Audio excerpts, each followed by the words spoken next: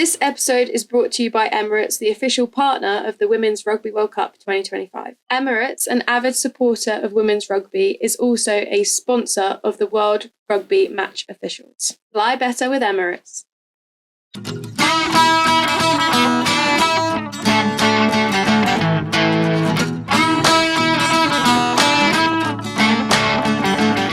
Hello and welcome back to Rugby Rodeo, where this week we have a very special guest, don't we, Ellie? Yeah, very, very special guest. And we were just talking about it before. I've actually got to read the amount of things that you've done because I can't remember it all. But you are one of the most respected refs in the game, someone that obviously, unfortunately, we don't get refed by all that often because you're English. But, you know, you're always around in training and, yeah, hugely respected in the game. However, you've also made history as the first female to ref a men's Prem game and do regular fixtures since then in both the men and women's professional game. You've been to World Cups, Olympics and top-level internationals. And, yeah, above all, you're just a huge trailblazer for officiates in the sport. And yeah, you're also an MBE, which was my first question. What does MBE stand for? Right, sorry, you haven't introduced her name. Yeah. And you're also an MBE, Sara Cox MBE, everybody. Which brings me on to my first question. What does MBE stand for and how do you get it? Well, member of the British Empire. And whoa. Yeah. Okay. So somebody puts you forward. I don't know who put me forward and I don't know when it happened. Will you ever find out who put you forward? No. Oh, no, it's completely anonymous. Did you have any idea? I did. I guess I started sort of when I got the letter through. I started asking some questions as to who might have done it, and there were a couple of faces that smirked. So I was like, oh, okay. And then I went back to the company that I used to work for and had coffee with the guys in there and the directors. And I said, oh, I got an MBE, and one of them said, yeah, I know, I had to write something for it. So they actually go back. Like a reference? Yeah, and get I guess, evidence that it's actually true what's been put forward. That's cool. But so I got a phone call. So I got a letter initially, and then I got a phone call. Was it on fancy paper? So this, right, so get this, okay. So I'd been away, I can't remember what it was. I think I was at a competition. I came back, my little letterbox was full. And in among all of these letters was this little bit thicker, little bit posher. Special ones. But it wasn't that posh because I turned it over and there was basically the letter had been stuck down with sellotape. So I was like, you expect some white horse to turn up with a scroll or something. Yeah, no. And someone going, yeah, exactly. This is how I thought this was. Yeah. And no, it's just stuffed in my letterbox. And then and I skimmed over the top of it. I can't remember what it said. And then it was something along the lines of, would like to invite you to become a member of the British Empire, in brackets MBE. And I was like, what? So that type of stuff does not happen to me. Like, I was like, okay. And in a situation like that, when you don't believe something, what's the first thing you do? Put it to the side? No, you ring your mother. I was about to say the same. You ring your mum. It'd be the first person that I'd call. Mum, what the hell does British Empire, whatever. Yeah, exactly. So I get down the phone and I was like, Mum, like, I think they're giving me a bloody MBE. And she was like, no, my love, like, things like this don't happen to us. Oh. And I was like, no, I know. So I thought, well, this is a really horrible joke someone's playing on me. And I work with a group of lads that it's very possible somebody's found this fancy paper and actually taken time to do with this. That would be a horrible joke, yeah. Well, no, I thought it would be very close to the line, but hell of a joke anyway. So I started carrying on, and Mum then, I can hear her tapping away in the background. She's Googling all these like email addresses and phone numbers. And the lists come out as well, don't they, at certain times? That's it. Yeah, so I think I was part of the King's first sort of run of people. Anyway, it then disappears and I don't hear about it for months. Oh, wow, that long? Yeah. And then I get this this phone call, and can't quite remember the girl's name, but it's this is Charlotte from the Home Office. And I was like, oh, okay. Now at this point, being really honest, I was sat in Bordeaux a fair few wines down. I'd been wine tasting. Okay, so you're whatever, no worries. Yeah. And she reads out basically what somebody has submitted. And it's almost like a little biography, if you like, of all the things. But it actually wasn't anything to do with the Premiership game that I'd done. So it had been submitted before that. So I think it was more to do with the Rio Olympics and the Commonwealth Games over the actual Premiership game. So she said, look, is there anything that you've done in between times that adds to this? And like, well, a couple of things, I suppose. So like, does this count? So I chucked a couple more things on the back of it, and she was like, "Oh, cool! That sounds really cool." Like, and then you confirm the title, so it's services to rugby union and stuff. And then she says, "Have we got all your details right?" And I said, "Yeah." And I was like, "Okay, well, see what happens after this." And then you get another letter through, gives you the date that you're going to turn up, gives you sort of suggestions of what you should wear, but ultimately then you've got to abide by certain things. You're in with the Royals, do you know what I mean? So what are some of those things? So it suggests that you should have a fascinator, which is that thing that you attach to your head, like, which is horrible trying to shop for anyway. And it says like certain clothing, so it's got to be pretty smart. Yeah. And then you get a certain amount of guests that can come with you. And then How many guests? I got the opportunity to have 3. Wow. Yeah, which was really cool. Because I think in COVID, when they were doing it, you could only have 1. Right. But it's all very official. And then I turned up to the castle. I had Princess Anne, Wow. which is a funny story attached to that as well. So we go in, we catch, like, you're there pretty early. It's like 9:45 in the morning. You turn up, and we drove through. And by this point, I'm in an all-white suit, and which is not a very good idea when you're coming off the back of winter and rubbing up against the car, like it's been raining, etc., etc. So I'm panicking about this suit anyway. So I've driven us up, and you go up this long driveway to Windsor Castle, and then they search the car, and I've put so much crap in the boot, like outfit changes, like trying to make sure I cover every base. They empty the whole thing out. And I was like, oh, knickers on the floor, all the rest. I was like, just don't open these bags. Yeah, knickers flying everywhere and what have you. And then they do all the searches and stuff, and then we pull up. But at this point, I'm like peak stress. So put me on a rugby pitch in front of people, I'm fine. Take me out of that, and any normal situation or something like this, I am peak stress at this point. So much so that I leave the keys in the car and the engine running. I'll walk off. See ya. What safe? There should be a valet there anyway. Yes. Someone should be taking your car and You parking just it walked somewhere. away. I'm an MBE now. Yeah, so- there was more police than you could ever imagine, so I can't see somebody wandering off with a car, to be honest. But could you imagine trying to explain that to the RFU, where your car's gone? and the insurance company, I'd take it. So anyway, you go in, everything's very grand. You go into the rooms, and you have like segregated rooms that you'll go through, because it'll go right the way from sort of Dame knighthood right the way through to I think it's BEM. So there's like categories of things, and they decide what category you're going to get. So they On the day? I think they do it So pretty. looking at, nah, you're not doing it. Next, you can go that way. Now you can go that way. No, I think it's more they decide beforehand, but you go into a room that represents other people getting the same award as you, and ultimately then you stand there for hours waiting for your name to be called. You get told the process and the protocol that you go through. You can either bow your head or you can curtsy. And What did you do? I covered all bases and did both. I was like, no idea what I'm supposed to be doing. So we then go in. You go in through the room. You kind of go up, turn right, and then go to Princess Anne. And there's like a chain of people that you go through, and it's all like meticulously timed. So there's so many different people. They call your name. And so your family go off to the right, and they basically stand at the back of the room and watch it all happen. And then you go through, there's this lovely band playing and stuff. And you walk, it's all so grand and so honestly, it's really hard to explain. Anyway, you go in and she starts talking to me. Now, bearing in mind that she has the details of who you are, so she gets told before you get up there.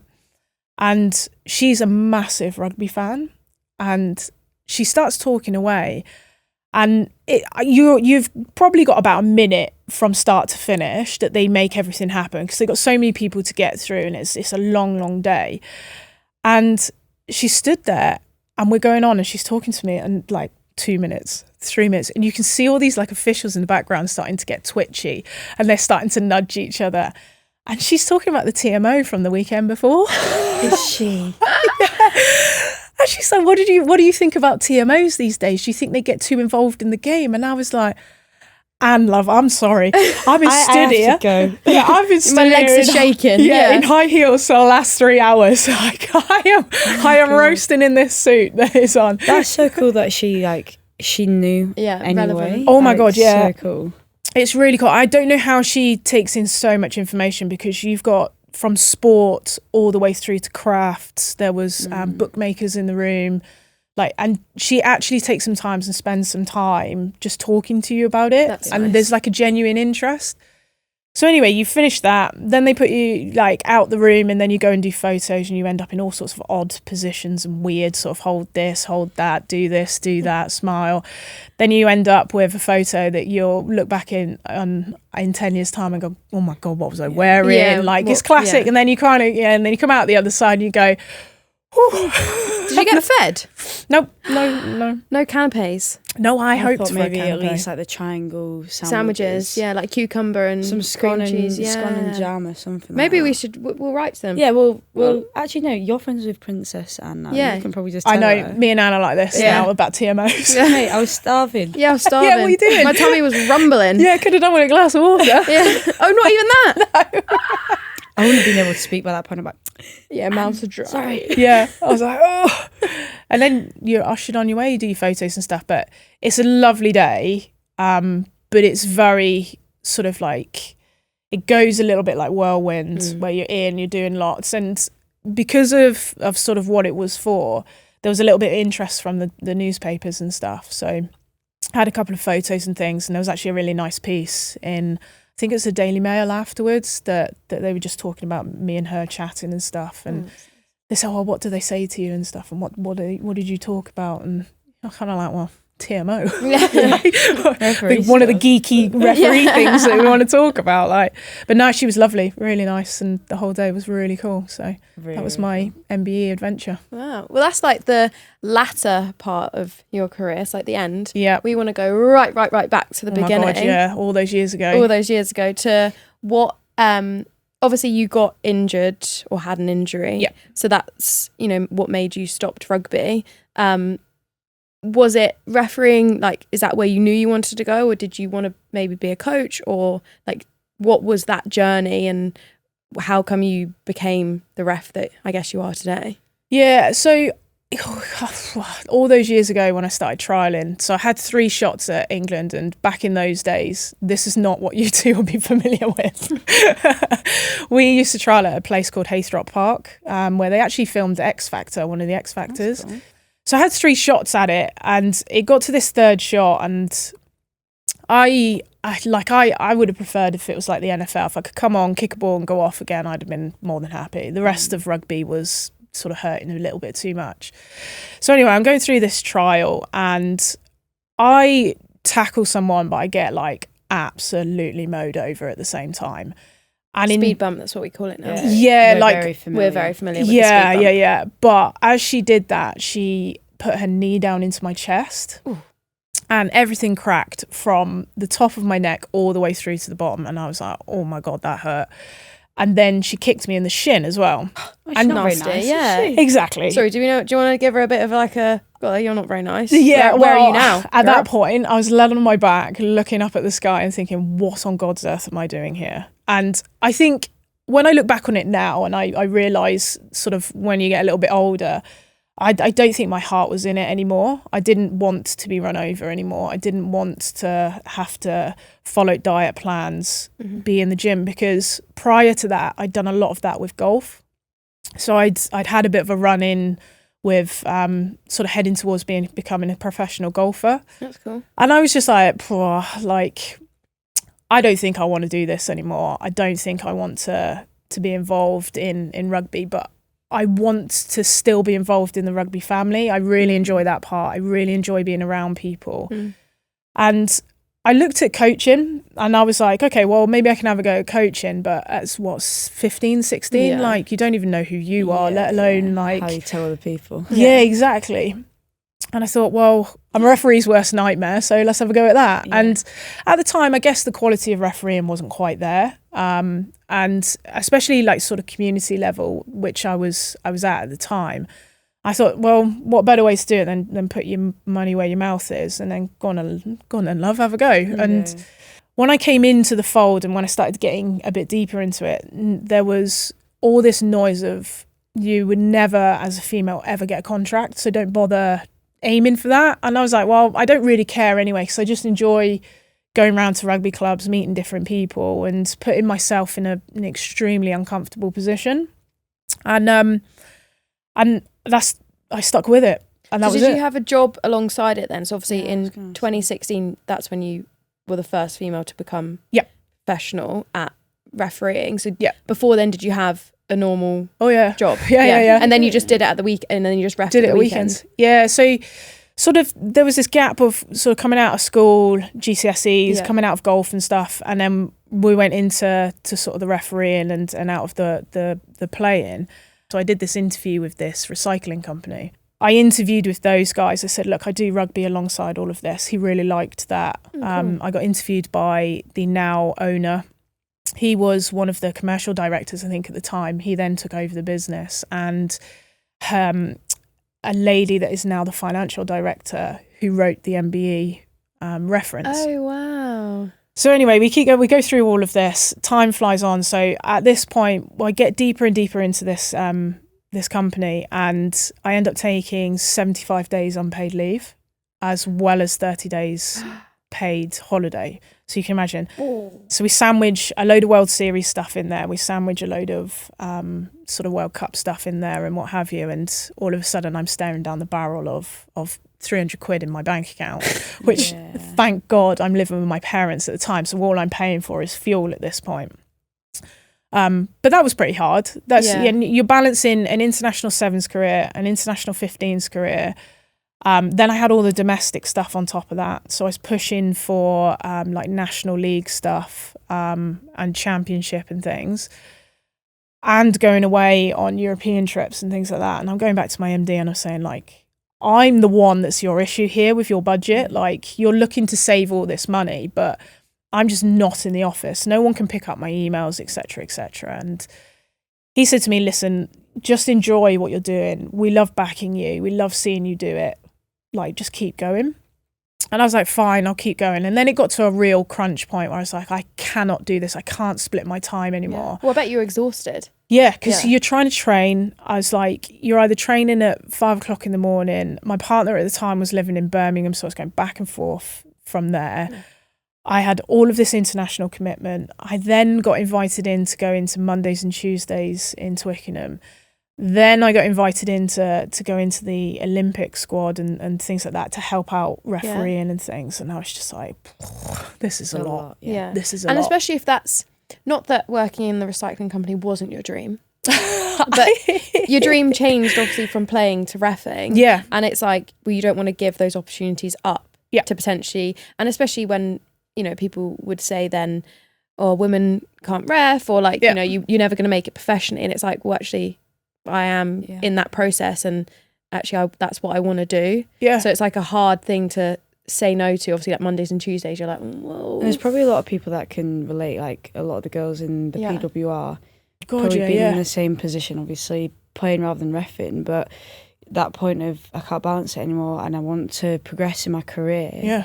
But, you know, that there's nothing there. Yeah. Just like, I don't know, making sacrifices, and you've been there. So I'm sure like people listening or when like they see it on socials, like will relate to everything that you've said. Oh, 100%. And I see girls at the moment in the PWR, and I think I know how that feels back then, but I can't imagine how that feels now in a professional era. And you're trying to compete around people. And I was trying to get into a squad of, at the time, I think it was 10 people, all men. And you're trying to be the only female voice out there. You know, I was going to clubs that couldn't even cater for me to change, let alone then actually have a contract. And the constant noise was, you'll never get a contract. They've never given a female a contract before. Why are you bothering? Isn't it mental that it doesn't mean it doesn't change? It doesn't change. Like, you're not playing. So like, why does it matter that you're a female reffing a men's game? Like, the role is still the same. Like, it's so crazy. Petrified I couldn't keep up. Like, there was a lot of noise when I was coming through that, can you actually keep up with the men's game? And these boys, like, I'm in the Premiership, they go 110 miles an hour everywhere. You're not all the chasing time. them down to do a try-saving tackle, so you don't necessarily It feels have to like be it as fast. sometimes. Yeah. Well, this was the thing, and it Sorry, was. some of the men aren't as fast as us. Yeah. Refs. I love that. I love know what I that. mean? I know, Yeah. but when they are, right, this is what I find funny. There's like, let's say It's like a race. Yeah, well, yeah, and then everyone on the comments, oh, fair play to the ref, like keeping on. I'm thinking, if this was the other way round, you'd say something negative about the ref, but you're actually complimenting the ref for chasing me down. I quite like it. It's a bit of an oxymoron, isn't it, in Yeah. some respects? But like, yeah, there was a lot of noise around that. Can your fitness levels keep up with Yeah. it? Can you do all of that, etc., etc.? And I was like, listen, I'm just enjoying myself. Like, I want to keep going with this, if a contract comes or not. Then it got to a crunch point where I was like, I cannot financially or physically keep going like this. Yeah. Like, I am burnt out. I'm coming back from Hong Kong, having been in hospital on a rugby tournament. Very long story. Don't cope with the sun very well. Okay. So that became a bit of my thing. So we didn't send Coxie to hot countries for a little while. Okay, So, that's fine. so I came back, and then the next day I was in the office, and I was thinking, what am I doing? So I actually ended up having, weirdly, a conversation in an airport with Simon Middleton. Mm-hmm. He has a lot to do with conversations in the background of what that was going to look like. And I said to him, I was like, I just don't think I can keep going anymore. I have to choose, and I've got to choose the thing that gives me the money that ultimately will allow me to buy my house and et cetera, and actually just live. Mm-hmm. And I can't live off £350 a month. Like, it's just not possible. Yeah. And so we fast forward, and I said to my MD, like, look, I'm coming to a pinch point. I want to progress with your company and stuff. Like, I want to keep going with you guys. And one day a contract just landed in my lap, and I was like, oh, and it was a consultancy contract. So I wasn't directly employed by England Rugby. And this is where my contract first started, is it wasn't all singing, all dancing contract that I probably have now. Mm-hmm. It was, you have to do your own taxes, you have to do this, and all that sort of stuff. No sick pay, no sort of pension and things. And when you get a bit older, you realise pension's quite important.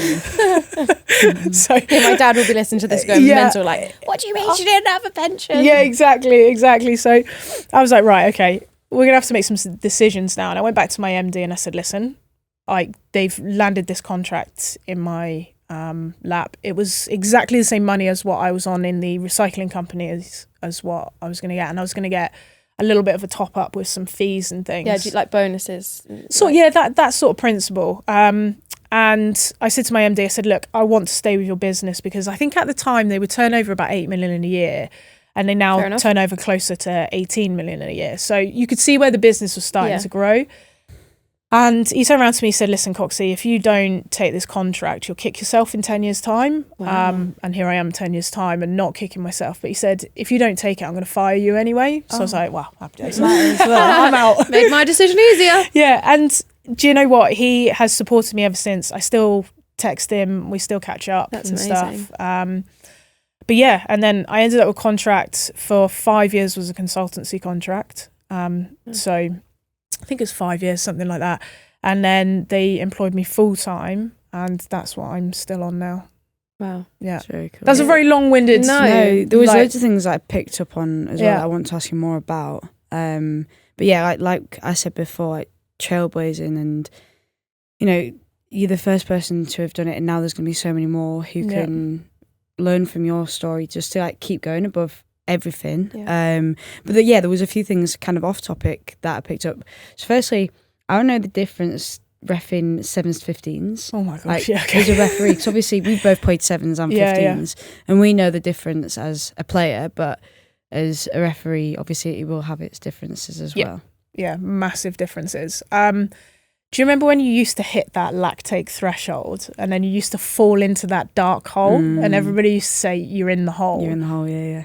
We end up in the hole as well, but we've still got to be able to make second decisions on your own. So it's not quite like the 15s that you see where you got the backup of TMO, 2 assistant referees that you've worked with before, etc., etc. So it's physically really punishing. And then I would do, I guess I would do probably over a weekend an average about 5 games. So probably 3 on the first day and then 2 on the second day. And I just remember like waking up in the mornings on that second day and just thinking, I just cannot move. And I had a high hamstring tendinopathy. Like, sister. yeah, do you know what I mean? And you're in there and you're like, oh my God, like it's 35 degrees outside. And everybody goes, oh, how wonderful the weather. And you're thinking, I just want it to piss down with rain. I'd be freezing cold at the moment because it's so hot. Yeah. And it's so sevens, it tends to be quite linear. So when you're making decisions, it's snap decisions in isolated scenarios. So you don't tend to get patterns of things happening. It tends to be that breakdown has done that breakdown, and you can see the ball flip-flop from team to team. 15s, you tend to have more of a story that happens in it, and it's how I sit within that story and how I can best tell it from my point of view and how you guys best tell it as players. And that's probably the simplest way I can put it. And obviously sevens, there's 7 people on a pitch each side, like, do you know what I mean? And the amount of times I used to remember looking up at the clock and thinking, God, there's got to be about 30 seconds left and there's still 5 minutes to go. Awful, and I'm like, Yeah. And that's when I used to tie my shoelace quite a lot. And you used to look down and be like, the shoelace is not undone. That's the only way, because you can't put your hands on your knees, do you know what I mean? And take a breath, or take a knee to take a breath. Like if a referee goes down, like something's seriously up, so I should just tie my shoelaces a little bit, or pray for a knock on. Well, next time we play, just give us a little like. Yeah, we'll go down. I'll go down. Don't worry. Have you not seen me do that in training? I probably when I would do stretch now. my hamstrings. Oh yeah, I will now. Yeah, you will now. You'll notice it now. We're going to say, Coxie, get up! Yeah, you remember when you used to do those PPPs? Yeah. And everybody's like, ooh. Yeah. Oh, I was doing the same. You mask it much better than we do. Yeah. Oh, well, I have to. Yeah. So I can't true. show you weakness. Yeah, so true. Is that like part of the pressures of, obviously there's so many pressures being a ref. You know, like I can't even name them all because I'm not a referee myself. But People shouting at you. yeah, people shouting at you, getting the right call, and you know, explaining that you're actually blowing yourself. Yeah. And I think that was really interesting. Like, obviously, we would know you'd be blowing, but actually, how much you guys. and also like you can't sub a referee. No, exactly. There was a game in the weekend that the referee was on. Oh God, yeah, bless him. He got hit like 3 times. No, Oh. the one that literally like something to do with his calf or something. Oh and he no, went so there's been That was like 2 weeks ago. There was no, one, there's been 3 of them. Yeah, she's right. There was one on Sarri's game. This guy, the ref, got hit like Matthew. 3 times. 3 times in But the he game. got I thought, what? proper squished, Yeah. didn't he? Yeah. No, he was actually kinda really funny. hurt himself. Oh, did it? Oh, sorry. Yeah. Not funny. Sorry. No, so Christoph was the first one in the Saracens game where probably the worst thing to happen to a referee is swinging legs. right. So, you know, you get those swinging tackles. Yeah. So sometimes you can predict them coming and you can see what's going to happen because of how quick everybody's moving. But then there's other times that you just don't expect it to happen. And the swinging legs come around and it's so dangerous because you're planted in the ground as a referee. That's when you'll get tib-fib snaps. And Christoph, thankfully, sort of just lifted off the floor a little bit, but swung round and it basically somersaulted him over. And he ended up with a really bad bone bruising from his. I like Luke's calf went. Like really early in the game. Yeah, about really, 7 minutes in, I a think. few Yeah. minutes in. Which it gave an opportunity for a younger referee to step into that. He'd never done a Premiership game before, Wow. and he did really well with it as well. So sometimes there's a silver lining for other people. Yeah. And then Matthew got caught at the back of a line out. But that was like then there was 2 other times within the game, and I'm like, sorry, what is going on? Yeah. Sometimes, like when you play very chaotic rugby, you guys don't realise that we don't have anywhere to stand. Yeah, so when you're flinging balls around, I'm like, Well, sometimes we run at the ref. Like, I if know. I'm like, I don't really know where Yes. to go, I'll run at the ref because you're not going to I get know. tackled. You might get tackled. I can see you coming, and I'm like, I've got 3 things I can do: stop, drop, and roll. Like, that's it. Whatever you don't move, because I'll then end up running into you. Correct, because But you're yeah, not going to stop. Like, going back to that pressure of obviously then like making sure that you're not going to get injured, you're making the right calls, you're absolutely blowing and you can't show it because Yeah. you want people to obviously still respect your calls. Yeah. Like, how is that from obviously being a ref? How do you deal with that? I think you actually start to learn how to talk when you're tired. So when you speak and you every other breath. Well, imagine trying to listen to me do a TMO referral when I'm And now the ref's mic's on the correct, and you'd be like, what is she doing? So there's nothing worse when you have a passage of about 2 minutes, 2.5 minutes, ball in play. And you guys know anything over about 2.5 minutes is like you're into the hole, aren't you? It's death. And especially if you then get a little bit of kick tennis in all of that as well. You guys can sort of fart around on the outside and mind your own business. Is that what you think? Whether people are chasing it, We've been nice to you so far, so watch yourself. I'm in the middle going back and forth with this kick tennis, making sure everybody's not in front of the ball and all that sort of wonderful stuff that referees do. And then one of you buggers will make a break and I'll do a 100-metre sprint. And there's a little bit of an unwritten rule in refereeing that you can't get 22'd.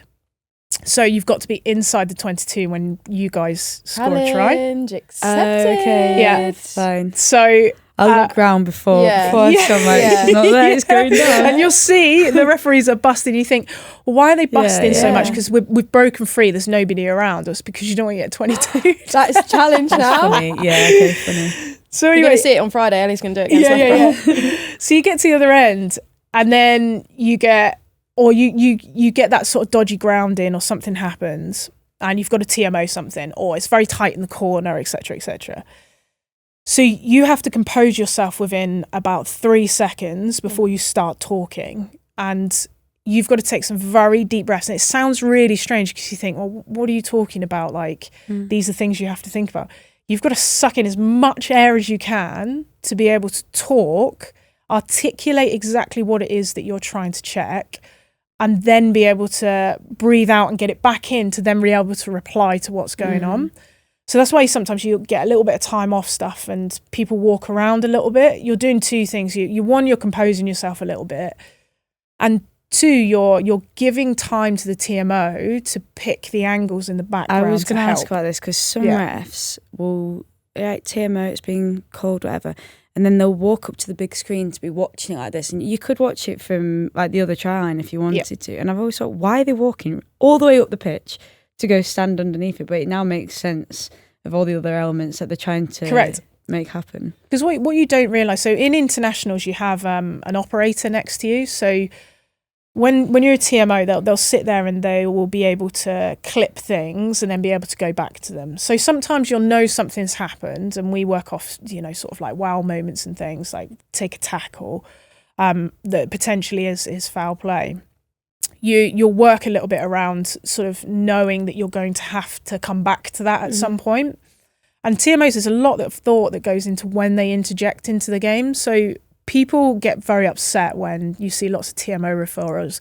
You guys think, you roll your eyes like, here comes the TMO. But they've probably spent a good sort of like 30 seconds working out whether they're going to interject and whether it's enough to interject and et cetera, et cetera. So by the time they get to you, there's a lot of thought process that's gone into that. So we wander over to the screen and take our time because they've got probably take the World Cup final, you've probably got about 20 camera angles that you can go through. Yeah. That's 20 lots of screens that you've got to look at. And some of it will, 5 of those might be that there's absolutely nothing in there and it's caught nothing of what you're looking for. But there'll be others that you've got to then work through and say, right, okay, these are my 3 best angles and these are the ones that we're going to show. And that's when it goes up on the screen. So the longer I take to wander over, the longer it gives them to get the best angles to get through the process as quickly as possible so that everybody can understand what's going on.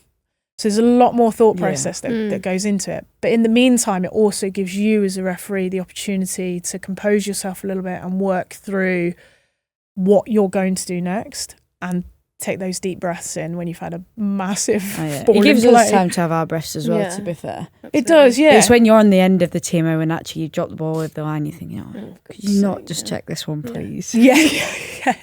I'm pretty sure I was close to grounding it. So I had one before. It was when it was in the Commonwealth Games, and I think it was Brittany Benn of Canada. She chips through, runs through the other side. It's just before half time, and she goes to dive for the ball and misses it. And I blow and I'm about to draw the box for the TMO. She says, don't bother, I missed it. And I was like, oh. And you go, are you sure? And yeah, and so we just come off and that's the end of that. And you find that, yeah, she misses it by a good metre. And then I've also had somebody tell me, and I won't name names, told me that you need to check that. I think I got it down. And I was like, okay, well, I was going to check it anyway, so no problem. Like, I check it, and she was about 1.5 meters away from it. Is it probably clear? No, it wasn't someone from this country. I was going to say, as long as it's not me or Jess. I was like, you named the first person. Why aren't you naming this person? I was like, come on then. Yeah, very interesting. So yeah, there's a lot more thought that goes into stuff than people realise. Yeah. Do you find it challenging when, because obviously within the PWR, there's not many a times there's TMO. Yep. So obviously you made your Premiership men's debut in 2021. Yep. Harlequins versus Worcester. It was indeed, yep. Do you find that was like a big difference, that obviously you reffed our leagues quite a lot, and then you go into like the men's and it's everything's like what there. Are all the differences? You have like all the access, because I think we struggle sometimes going from international back to club. Yep. And then obviously some games are on TNT which do have TMO. Like I don't feel that that's the best. I think every game should have TMO. Obviously it's expensive, or no game within the PW should have TMO, because I think it's a hard so much inconsistency. balance, and inconsistency, and it's like I guess roller coaster of having access, not having access. Yeah, it is. And you also then throw in Championship Rugby as well. That's exactly the same position that you guys are in.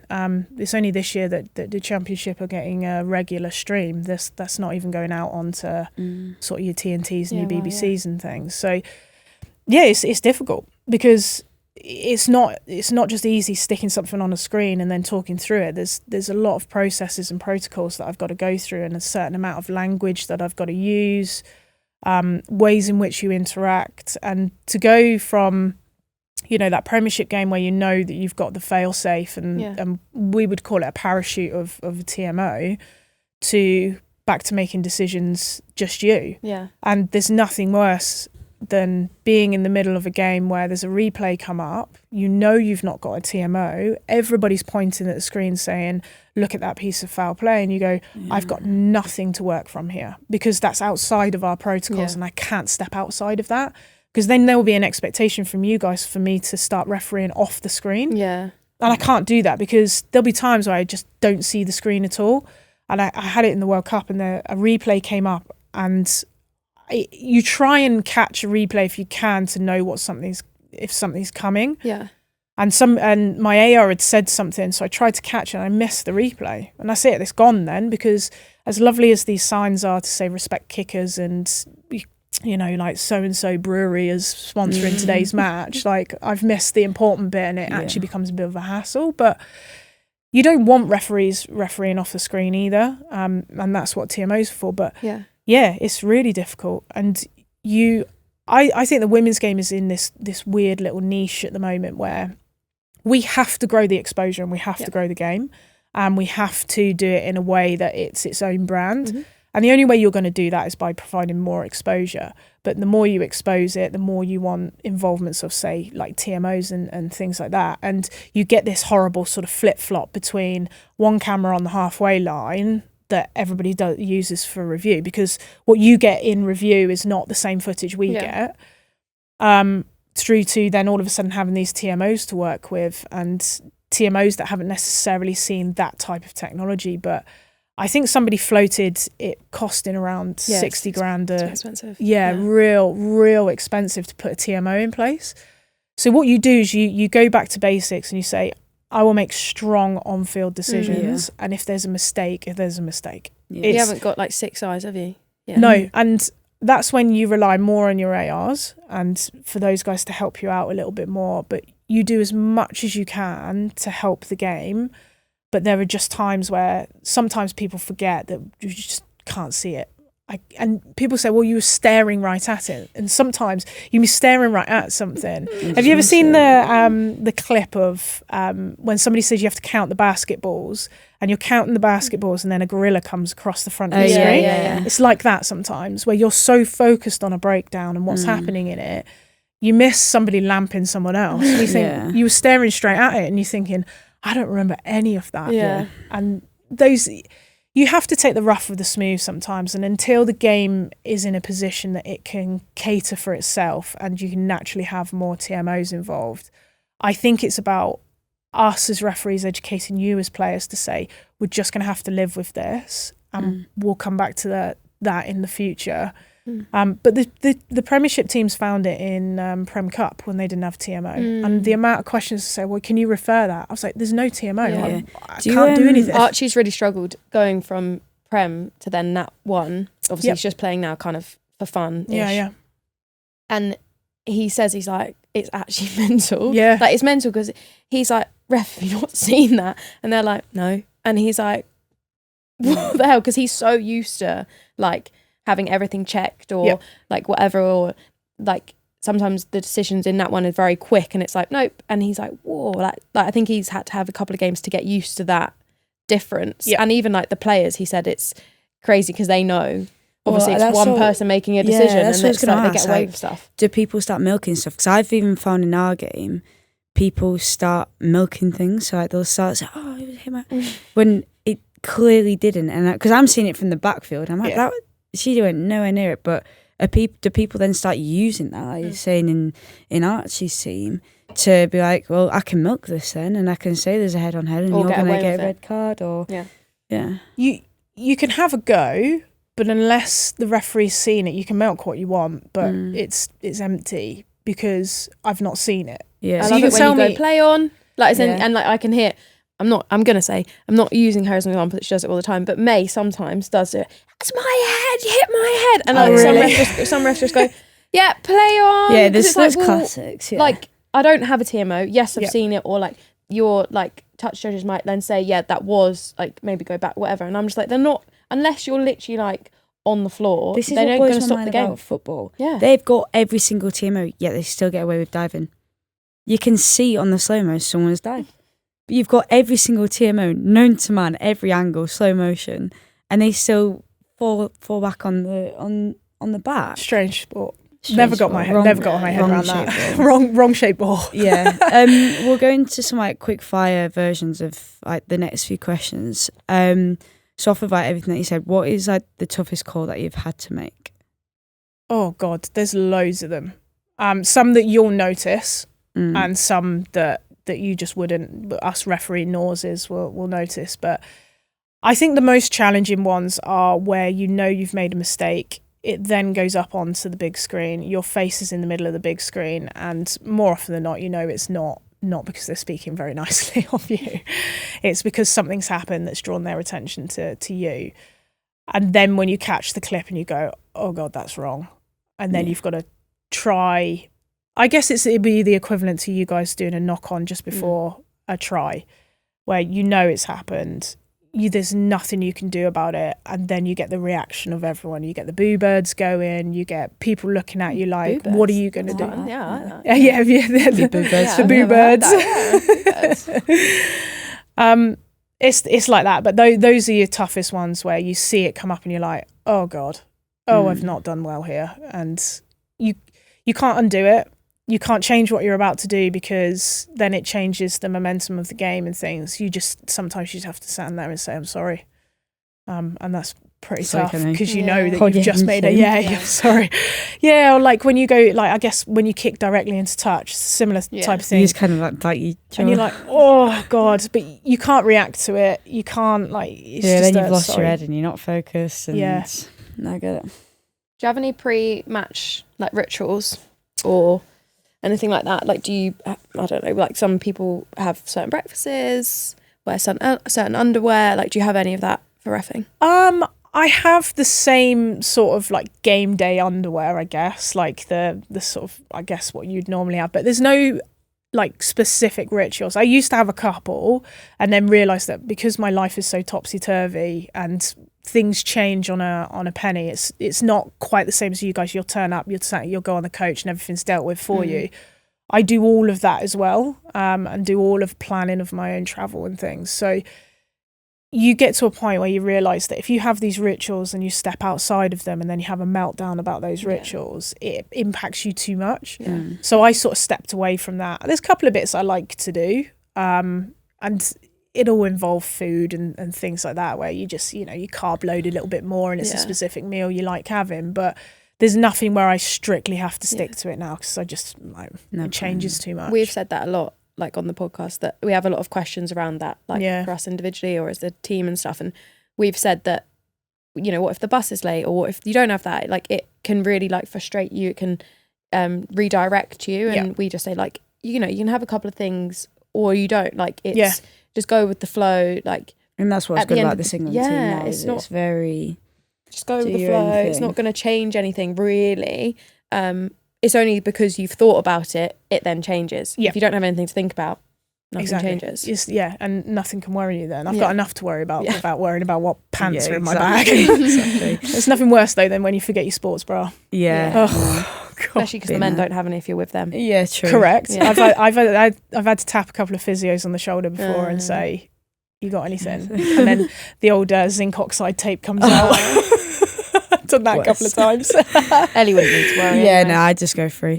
What are the key differences between reffing a men's game and a women's game? That's a question I get asked quite a lot. The men's game is the physicality is bigger. Like they are bigger human beings. There's a couple of times where I've looked at two guys hit each other and think nobody's getting up from this. Like, they're both in different realms and they've both got up, dust it off and run off. Go do it again. Yeah, and you're like, what on God's earth just happened there? And I think rugby also is starting to accept a little bit more that the men's and the women's game are starting to part ways with that. And the women's game is becoming its own brand. And the biggest difference, like ball in play, the want to keep the ball alive, the want to not constantly kick for touch, constantly kick to sort of stop the game, if you like.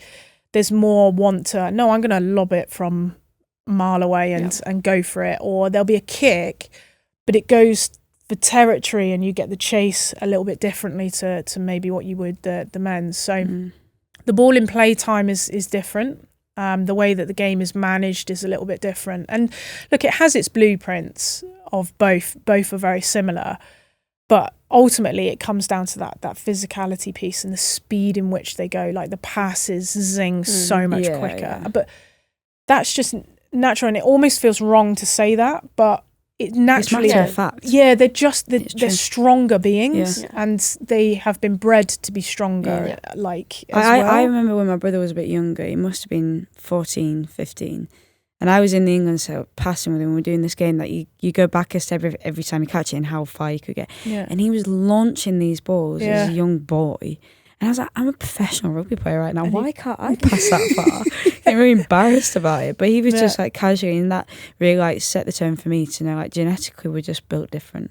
Yeah. And like I said, it's really good that now women's rugby is kind of parting ways with men's rugby, and people are accepting it for a slightly different brand of rugby. Obviously, it's the same rules, but it's just played differently. Yeah.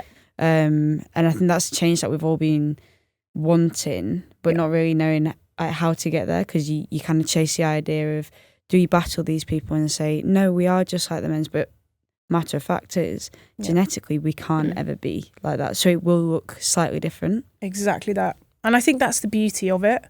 And I don't think we should ever be in a position where we have to shy away from that. And that's what I like is, I've been around a long time now and I've seen the evolution probably the most. And like Skaz will probably tell you the same thing as well, is we've seen the evolution of women's rugby, where we've been fortunate enough to play it when it was a tiny, tiny speck on the rugby landscape through to what it is now. And there are just huge differences, but we should be in a position now to be able to celebrate what the women's game is, not what it's trying to be. And I think that's what this World Cup has done. This is what, your WXVs, your Pac 4s, your teams that are different coming into the fold now, that actually you're seeing a different brand come through, and it's not mimicking the men's in some respects, and it's quite nice to see that. And it's refreshing. Yeah, it's really exciting as well. I love it. Is there a specific match or like moment that you can remember throughout your whole career that's like your favourite, one that like sticks with you? I don't know, like obviously we have favourite games or favourite tries or moments. Do you have any as a ref? Yeah, 62,000 in Twickenham, Army versus Navy. Right. Unreal. So we as referees, we don't quite celebrate our sort of refereeing for your country the same as you guys would for playing, because ultimately you're the neutral in the middle. And so you don't get to sing your own national anthem. So I've never stood out on a pitch and sung my national anthem. But that day I did, because the whole thing, and then you realise how bad you are at singing, because you get a relay in your ear. So when you go into Twickenham, it's one of the better places for the comms, and so it relays back. So everything goes through my microphone, goes into my ear as well. So I'm pretty sure I'm going partially deaf in here, because I'm a pretty loud person. Wow. So it's relaying back, and I can hear myself singing, and I was like, "Oh God, I should probably." At one point, I put my hand over the microphone. Everyone will be thinking like you being like That's proud. it. I'm trying to tuck the microphone in. Yeah. No, that was probably goes down as being one of the best days of my refereeing career. That and the USA against Australia in the World Cup just gone. Why is that?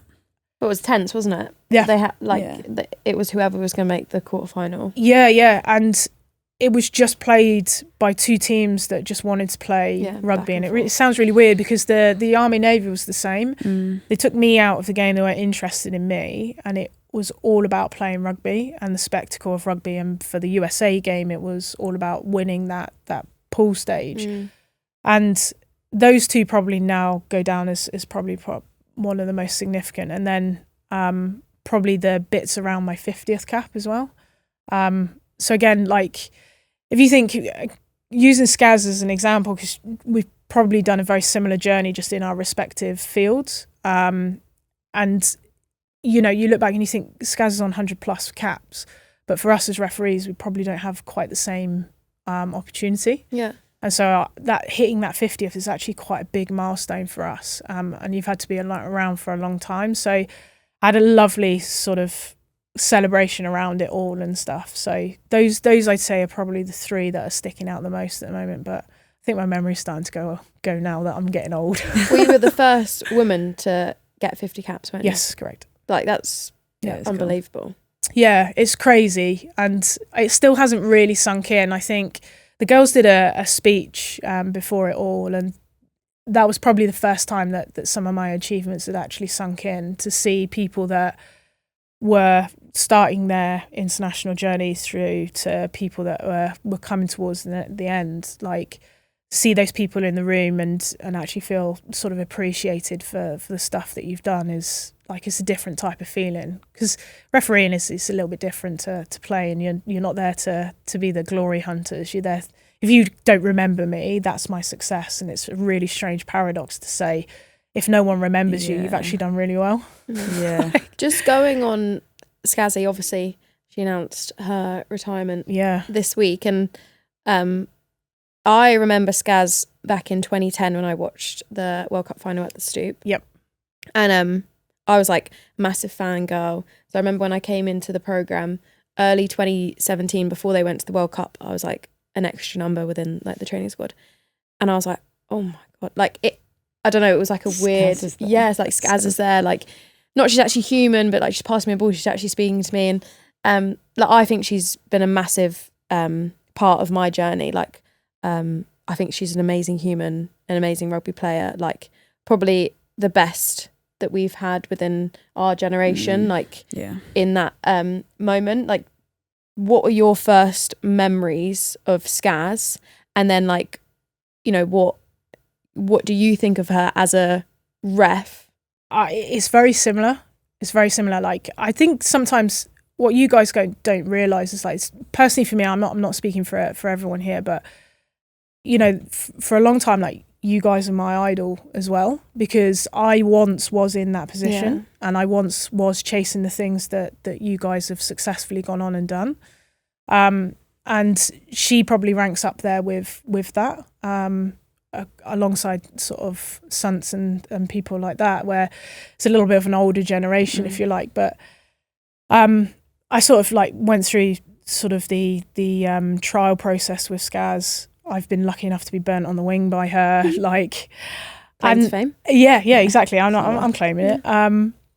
But to see her journey as well, because we probably started roughly the same time on that international scene. And I remember the 2010 World Cup where I got drafted in to run touch, where I wasn't even supposed to be there. And you know, you see young players like that and you think, oh my God, that's Emily Scarrett. And you sort of like stand there, and then you fast forward a little bit, and I started coming into camps and things and seeing her on the sevens and things like that. And then she'd say morning, you're like, oh, that's Emily Scarrett. And I've never told her that, but you look at people and you're like, she was a legend of the game when I was trialling for England. She was starting to come into her own, and that under 20s setup and things, like she was the person that I was idolising, like that at the start of my career. And to see her go from that all the way through to now, and be lucky enough to almost do very similar in a respective field, like it is amazing. And it's really hard to explain to people as well that, you know, we still look in, and for me, like us being part of the same union, I still look in and go, oh, wow, like this is amazing. Like this is really cool to be a part of this. It's really cool to see some of the things that you guys have done. Just because I'm a referee doesn't mean that you don't still kind of get taken aback by it all sometimes. And, you know, to see her do stuff like that, break the records, like just continuously be there and be the face of female rugby is, and I'm lucky enough then or to turn around and say I'm part of the same union. Like you can't really ask for much more. And especially as well, you then add on top of seeing the women's game grow the way it is, and you can almost say that your old farts together. Like that's selfishly that's really cool. But when she announced her retirement, I thought to myself, should I be doing the same? Is this like, is this a sign? You go on the podcast, we can have an exclusive if you want. Don't do that, it's bad enough. There'll be enough people, there'll be enough people asking for it. So no, don't. Well, going on that, do you have any like references or like memories from matches that maybe we've been involved in? Like, can you remember anything specifically about like us? Like anything at all? It might be the same answer as what you said. I hope it is. I don't recognise you. And then we're like, we've done everything right. That's hopefully how you guys remember me, but I'm pretty sure it's not. But no, I remember being growled at by you, Jess, a couple of times where you're like, I'm like, don't start. You're quite quiet to be fair. Like, you sort of like. I've started to get a bit more chirpy. Yes, I had noticed. I've started baiting people as well. I had noticed that. I've actually got a memory. You weren't refereeing, but you know, against Canada in WXV, you were yabbing her ear off about that. Yeah, because I didn't understand why I got God, carded. And you were on the side, we have to go through that again. Coxie, and you were like, because you've been an idiot. And I was like, oh. I still don't understand it. Oh, no, don't. We're not going into it again. It's difficult because sometimes, like, there are some nausy things that happen with referees, and you, as a referee, you'd be the only person that knows that that's not correct in law. But I think every single human being, regardless of whether you knew rugby or not, knew that you were naughty at that point. But the thing that I still don't understand is there was no ruck because no one was there. So technically, what am I doing? Should we move on? Oh, yeah, I can't. You know what I mean? But I explained the law to you at that point, and you just looked through me at that point, and I was like, "There is no point. We'll come back to this another day, and we're not coming back to it now. I'm never going near a breakdown ever again. So it's probably safest for everyone. Yeah. You've once described the women's first women being about walking through. Like, oh God, the stinging nettles. No, it's brilliant. I work in analogies and I was like, oh my God, yeah, that didn't go down very well, that one. Why? Sorry, for the listeners, I'll say that Coxie said it's like walking through nettles. So the first person that walks through gets stung, but it paves a way and a path for people to follow. Yeah. I think it's fantastic. Yeah, why? And so does Ellie. But you had some backlash maybe? Yeah, it was just a little bit of a negative sort of thing.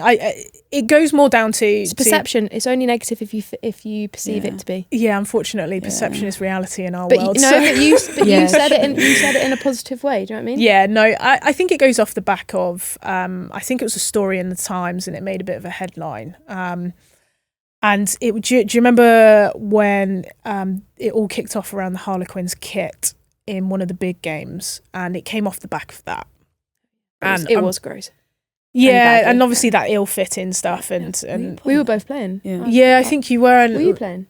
Yeah, I was playing. Yeah, I want to say I was there for some reason as well. Maybe I was. I think I was running touch of the game after. Maybe. Anyway, so the headline came out, and the guy asked me, and he said, "What's it like being the first to do something?" And I'd been asked that question a few times, and it's quite hard to explain because sometimes you don't realise what's happening until it's been done. Yeah. And so I said, well, it's the equivalent, like, you remember walking through a patch of stinging nettles as a kid, and you remember being stung, but whoever's following you, pals following you, had a path to follow. Yeah. And so that was the best way that I could put it into words effectively, is just saying... But it's true. Yeah, true. and... It's like even like I've been like the older sibling. I wish I had an older sibling so that I wasn't the person that to get told off. got told off. I Because didn't, my brother sorry. gets away with murder. Yeah. Oh yeah, my sister gets away with murder I as get well. away with murder. Yeah. My sister now though says to my mum, I'm on a scale of proud, how, you know, what is that scale from 1 to Sarah? So that's how she gets back at me now. Yeah. No, and it is a little bit like that, and I have created a path because I took over from the likes of Claire Daniels, Claire Hodner, the guys that probably you'd have missed at the time. But without those two having sort of bashed down some doors that I could step through, like I wouldn't have been in the position where I could take that sort of next level. Yeah. And it's been hard. Like I'm not going to shy away from that, and I think I have shied away from that in the past. But yeah, it's been really difficult at times. There's been some challenges that nobody should really have to go through, and there's some conversations that people should never have to go through. Thankfully now it's night and day compared to what it used to be. But you know, rugby I don't think also shies away from the fact that it's quite male dominated, etc. But what I also like is that there is a want to change that, and that's where all of the sort of new branding comes in and things like that. So my life is getting easier, but I've sort of almost hit my ceiling now where I've come to a point where, you know, am I going to step to the next level or am I not? And then you see the likes of Holly Davidson taking that mantra on. We sort of did a majority of career together, and now she's taken over and gone a lot further than what I have. And she'll be doing the same thing, and she'll be in a position now where no female has ever stepped before. Joy Neville was in a position where no female had ever stepped before. So you can't shy away from these things because nothing will ever change otherwise. Yeah. And so if I have to walk through a patch of stinging nettles to allow people to come through the RFU the way that I shouldn't have had to at times, and that's sort of lower level community stuff as well, then so be it. But at least I can look back now and see the path that I've trodden. Like it's not a sea of stinging nettles anymore. Yeah, it's all just flat and damp. Yeah, exactly. So no, I mean I like the saying, and I think it's fantastic. I want to use it in the next interview. Yeah, go. I have see if I get the should I trademark this? Yeah, you should. Said by Sara Cox MBE. I've got one last question before we go. I think it's been fantastic. I've learned lots about you, and hopefully so have our listeners. My one last question is, what's next? What's next for you? What, like, you know, like you said, Holly Davidson has gone on, you know, to other things. What is that? What you aspire to do? What's next for you? I think you're always aspiring to do more. Like we're just as competitive as you guys are. Like we just do it in a bit of a lonelier job. There's not many people around you, but I still go through a selection process. I still go through probably more reviews than what you guys would. We get judged on sort of errors and non-decisions and high impact decisions, etc., and that's a completely different conversation in itself. But there are a lot of things that I cannot control, and there are a lot of things that I can control. So all I'm looking to do now is to make sure that I'm the fittest I ever have been. I'm the most equipped I ever have been for games, and just keep ploughing through the PWR, the Premiership, Women's Internationals. And if the door opens into the men's internationals, then fantastic. If it doesn't, then at least I say that I've done my bit, and I've done as much as I can. What I'm reluctant to do is walk away and say, oh, I should have done more. Yeah. And there's elements of anybody's job that you get fatigue from it, and that could be physically and mentally. Mm-hmm. And so now it's just about being able to create enough space so that you can perform the best you can, but also building relationships like with you guys around, what does rugby look like? How can you get the best out of me? How can I get the best out of you? And just carrying that brand of women's rugby into the next level. And I said the same to sort of Mo and Skaz as well, is that we almost have a responsibility now as a game to make sure that other people are interested and want to be involved. And that's what I want to do now is keep talking to people, shining a light on this sort of stuff so that people become more interested. And I don't care if you join as a player or as a referee or as backroom staff. I just want people to be interested in rugby and enjoy it and get the pleasures that I've had out of it. And that probably comes with time when you get an old fart, really, that you start to realise that there's a bit of a higher power than just ticking off milestones. And I think that's definitely something that you're already doing without, it doesn't have to be the first thing you think of. But I think everyone in the space, whether you are a referee or whether you are a player, with the platform that has been created through the World Cup or through the natural growth of the women's sport, now we've got the opportunity to do that, and we probably just won't recognise it until you have a conversation with somebody. Yep.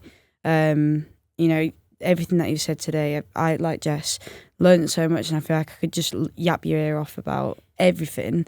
But thank you so much for coming on and just sharing your story a bit, because everyone hears about the players' stories, and like I said, it can feel at times a little bit more lonely in your position, and it's just as important. The game of rugby wouldn't happen without you on it. So yeah, everyone says that. It's so true. It's so true. Like it'd be chaos. It would be chaos if we left it to you lot. Like it would be absolute chaos. But yeah, no tackle. Carry on. No, I think just going back to that point of the importance, I'd love to shed a light a little bit more on, like, just to see your guys' reactions as well, just to say, oh, I didn't know that, or and just to have a slight different interest in sort of what referees are up to, because there's a lot that people don't know, and I'd love for people to know more about. There's a lot that we probably don't want you to know as well, but it's education. I don't think it's, unless you ask, you'll never know. Yeah, because we're playing the game of rugby. But I think this is an opportunity now. Like I said, we could talk and talk and talk, because now I'm interested, having had this conversation with you. And I hope everyone at home or wherever they are listening to this podcast has the same reaction that we've had sat talking to you over the past couple of hours, just to want to know more, want to understand it a little bit more, and therefore appreciate it for more than just having a whistle and being the person that says forward pass or not. Not that people think that, right? Not that people think that, but there's so much more involved in it, and even your journey, that we've learned a lot today, and really appreciate the openness that you've had. Because we'll probably have to go for a coffee sometime soon to talk even more. Yeah, no, I just love to stop the conversation of people's first words to me as I could never do your job. I just want people to know a little bit more around, we do need a lot more people involved, because if we're not careful, we as a game, and that's globally, will slip into games not being fulfilled because there isn't a referee, not because you've run out of players. And I have heard Mo's going to do it, so really? I had heard the same thing. We'll be in safe hands. Yeah, I had heard the same thing. Well, she likes to referee for me anyway. Yeah, I was going to say, she does it anyway. So, yeah, she's a natural, really. She now whispers at me. So rather than shouting at me, she now whispers. I just want to echo Ellie and say massive thanks, Coxie, for joining us today, and a massive thanks for Emirates for making it all happen, all possible. We will yeehaw, so just if you want to get involved, might as well. I'll let you guys do that one. No, we want you to get involved. I get ripped for enough things. That's fine. We can just sit there awkwardly while we do it.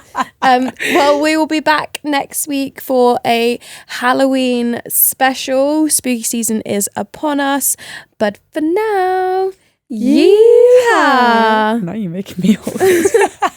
Good.